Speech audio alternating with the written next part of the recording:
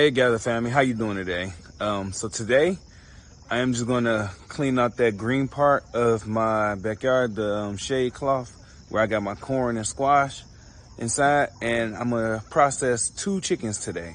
So processing means I am going to actually take the 2 roosters that I have and basically prep them for food for later on, if that makes sense. I'm trying not to get into gory specification on dismantling their body parts and all that, but like just actually taking the time out and processing them, getting ready for me to have some meat later on sometime this month. So I'm gonna show you what that's gonna look like. I'm not gonna show you the whole breakdown process, but I'm gonna show you everything that I'm gonna be using and the humane way on how I do it to actually process these chickens. So I'm gonna get to it, but I'm actually gonna show you what I'm cleaning out here, which is something simple. I'm just gonna let them eat that. That way it won't be a lot of things heavy on their stomach, and when I clean them out, it will be an easy, clean process that I'm dealing with them. So I'm letting them do that, and the rest out of these 2, I believe everybody, well, I know everybody in here, or every hen in here is a hen. So I'm gonna get ready to prep this out over here. As you can see, it's the squash, and this is the corn. I'll open it, it'll be much clearer. All right, so here's some of the corn, but as you can see, for educational purposes, this is a female flower because the female flower contains the fruit. As you can see, that's the fruit. And show you something over here. This right here is the male flower because it has no fruit. And so once I take it off, this is what it looks like on the inside. And so I take this to pollinate the female flower, and that's how you get the fruit. But most likely it's just corn and stuff in here right now. So I gotta take off the corn and clean this out. I'm gonna get to it. I do got some eggplants in the corner too. I can already see that something got inside and started eating on the corn. So yeah, I need to hurry up and get this together. So hyperlapse mode.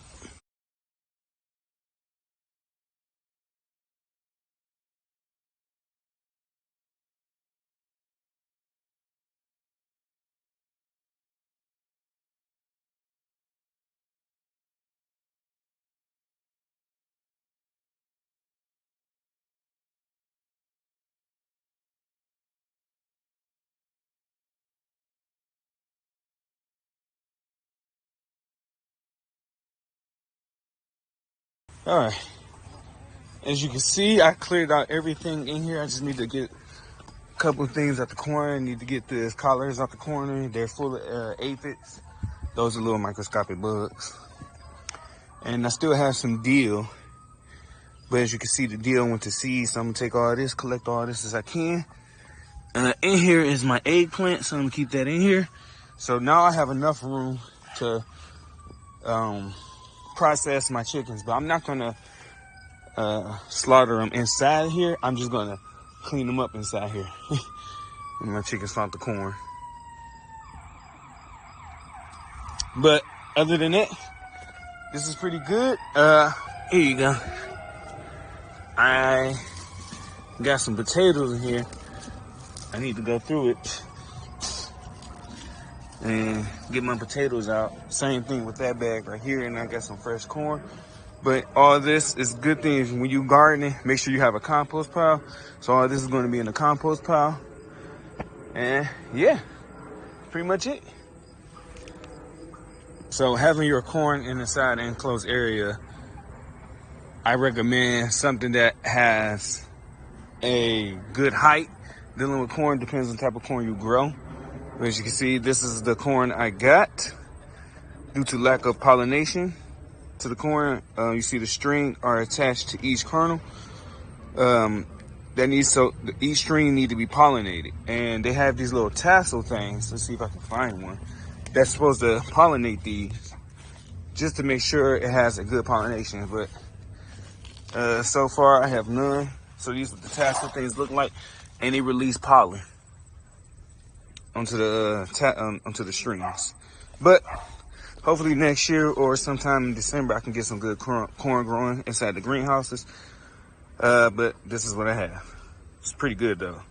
But I can't can this because it probably be like one jar. So it'll go by like this. You can see they get tired once you hang them upside down. And now I have to cut the neck jugular area. It's for a good humane way to drain his blood. And that way he really won't feel it because he'll still be like in like a sleep mode. So you can see his eyes kind of roll back and he's gonna go to sleep softly.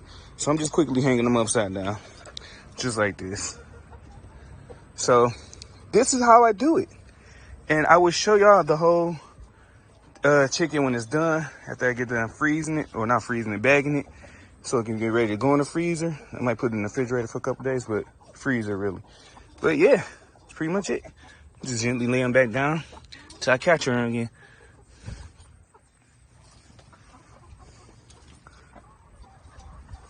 Look at them. They know what's about to go on. Oh, I'm sorry. Y'all had a good life, and this is just gonna be one bad one for y'all. Let me give y'all a little update on the turkeys. It'll be the same thing, same process, hang them upside down. So they'll, you know, fall asleep and drain quickly. This one might be getting a little bit too big, so it can't walk no more. So I'm starting to see this one lay down a lot, but I don't know. That one's starting to strut. Missing a few feathers because they be attacking each other. There's a lot of males in here. I didn't know that's how it be with other males, that they'll show dominance with one another, because it is a female in here. I believe the smaller ones are the female. And then of course the much larger ones are the toms. So you got the hens and then you got the toms. You can see the little flap on his nose getting a little bit long. I like how they can change colors depending on their emotions. They go from blue, red, purple, all different type of color, violet. Depends on how they feeling. So they're looking pretty relaxed right now. That one a little stressed out, thinking I'm about to do something to them, but I'm not. Don't worry. But I'm just showing y'all how big they got. They getting a little vicious and hostile in there, and you can see the egg. Oh my gosh, the egg is in there. So I'm just gonna get ready to process them. So this is the processing area I have so far, but I will be doing the extreme processing part in that area. I'll show you what that look like, and we already know slit throat and all that other stuff. But I just got the cooler, table, bags, knife, pots, so everything coming along. So I'm about to go and run and get some ice so I can put it in there so they can have a nice ice bath. I'm saying it like they're gonna enjoy it, but I am letting y'all know this is the day I'm processing 1 and 2. They looking good already. Anyways, that's about it. So let's get to it. All right, Gather family, this is the chicken now processed and bagged and tagged. I got the tag. It looks pretty good, bigger than my hand, so it's a pretty great, decent size.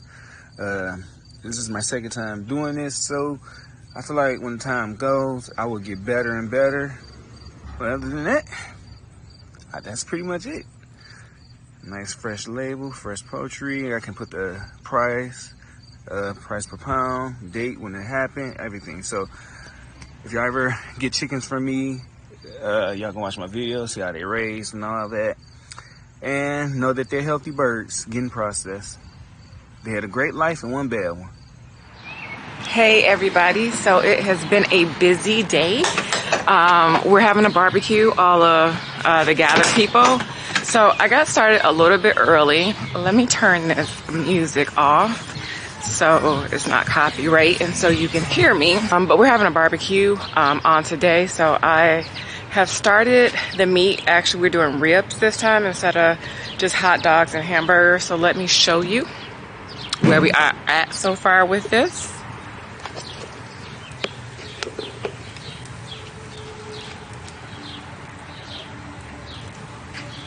So Andrew and I cleaned them about a day or two ago, like a half a day, like a day and a half ago. And we put some seasoning on there. So I just let it marinate in there for like a day and a half. So now I am grilling the meat. I wanted to get started maybe about an hour before everybody started to show up, because I think the ribs are gonna take a little longer. And then we also have chicken that we also need to grill. So I just want to make sure there's enough time to grill everything. Also, my parents let me borrow these games. This is croquette. So I set the hoops up and like a little maze. And then this is the set here that you play with, the clubs and the balls. So let me turn this way because I can't see if I got the shots really good because of the sun. But yeah, so I kind of set the hoops up where you have to start at the stake down there and then knock the balls all the way through, hit this stick, and then go all the way back. And then the first person to complete that wins. And then there's two other games that we have, cornhole or beanbag, because my mom said her box said beanbag, and then horseshoe. So let me show you those. So here's the two beanbag games. You gotta just try to throw the bag in the hole. And then I set one horseshoe up there, stake and horseshoe up there. And then as you can see, these are the tables set up for us to eat at. This is the area here where we're gonna sit just to kind of hang out. So once everyone arrives, I will vlog some more so you can see everyone, because I know everyone's pregnant, having babies, and so everyone can't vlog as often as we used to try to get everyone in the vlog. So when we all do come together, I try to make sure to vlog for those occasions so you guys can see how everyone is progressing in life. So once people start to show up, we'll pick the camera back up and we'll see you soon.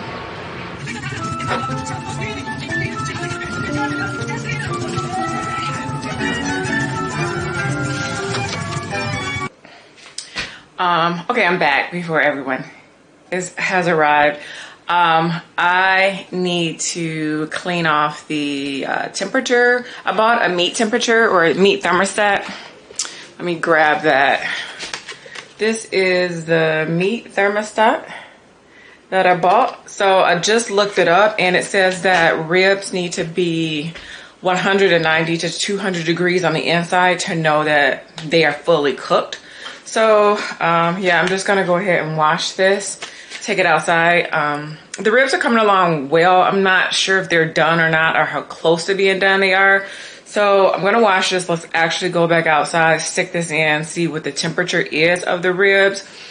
I still have about another hour before everyone shows up, and that's cool because again, I want to kind of try to be done cooking the ribs and kind of let the grill cool off a little bit, because I'm gonna need to restart the fire for the chicken that's going to be cooked. So my plan is to, you know, bring the ribs inside, cut them up so that they're individual bones, and then put the barbecue sauce on there. And then from there, I can just sit it in the oven so that it can remain warm. And then when it's time to eat, I can bring all the food out. So hopefully this event, because normally when I'm hosting, I'm busy like making drinks, trying to help cook or prepare stuff. Donovan usually does the grilling because I'm just so busy, but hopefully this time I can do a little bit more relaxing once everyone shows up, because the majority of what needs to be done as far as the main meat is going to be cooked. And it'll just be like little sides that we need to get together here and there. So let me go ahead and wash this. I'll take you back outside with me so we can see what the temperature is. And then we'll see where we go from there.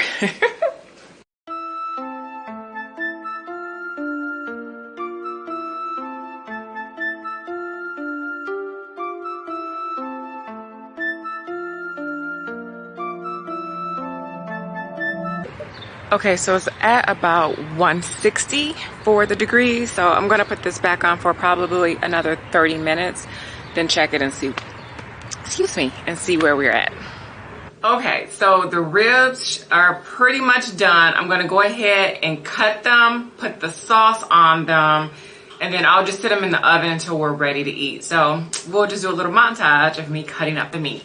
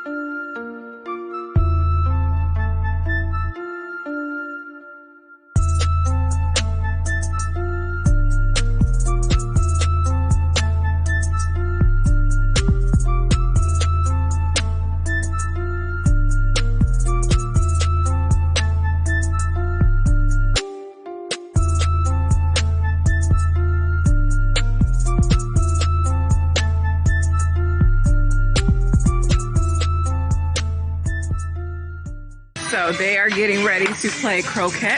I explained the rules to them. So Radeja and Andrew are getting ready to try to play. So we're gonna watch some of this. We gotta hit the stick first? No, you only have to hit that. You only have to hit that stake with your ball. It's okay if I stand right here? Sure, because the way I put it, that's fine. Technically, no. You gotta hit it hard. Yeah. So what happens if I hit his ball? You can, it's part of strategy. You can try to knock it off course, or you can try to knock it, you know. As long as you go through, you keep going. It works for yourself. I did. Let's go. So you can keep going. Dang. That's it. Okay.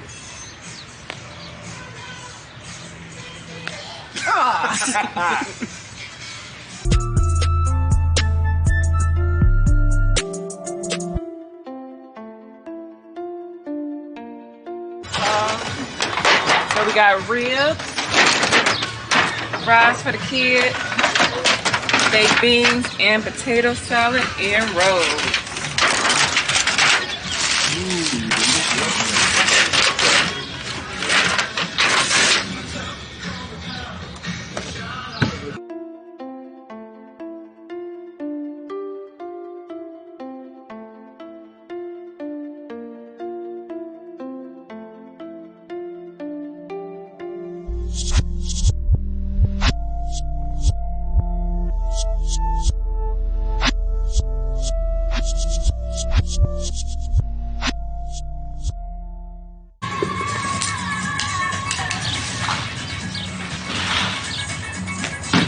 Come on.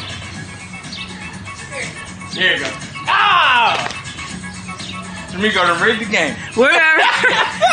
It's a simple toss.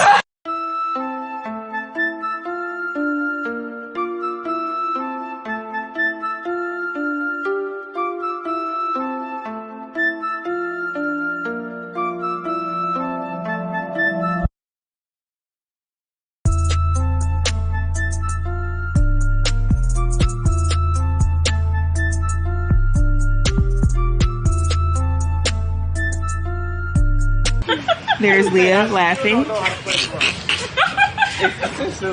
Oh wait, let's get Trimiko. Let's get this whole. So here's what's happening. Here's what's happening. So hold on, you We're guys. not about to mess up the new outfit. You see It's a leisure how outfit. like We're not messing up. over the top she is? It's who used the word leisure? Y'all hear me? So, we Leisure know people who outfit. don't grill And she better not change the audio too. Let me just speak over her. But she good and ready for a husband. Look at that. My husband would be doing this, not me. I know that's right, Miko. That's right. I'm not saying the husband will be doing that, but I'm talking about she look ready for the kitchen. Because she got it right. Go, Miko. It's 2020. Oh yeah, we got a special guest. Usually, you're not with Gab. Let's go talk to Tiffany. Got more. Tiffany, are you enjoying yourself? I am. Hanging with Gather family? Yes. Okay, good. Because she looked very relaxed. All right, so that is it for this vlog. We are gonna continue the rest of the day and just have fun with each other, but we will see you all next time. Yes. Bye. Before we close out, I just want y'all to know I won. You won? No. They played 2 rounds of cricket. They don't know I'm And editing he this lost video. both. He lost both. I'm the one We didn't film the last game. is the Woodmont. Radeja won I both want a rounds. rematch. I'm Both gonna get a games. rematch and win. So I'm editing this, so all this about to get cut out. But yeah, that's pretty much it. Thanks for watching. Peace.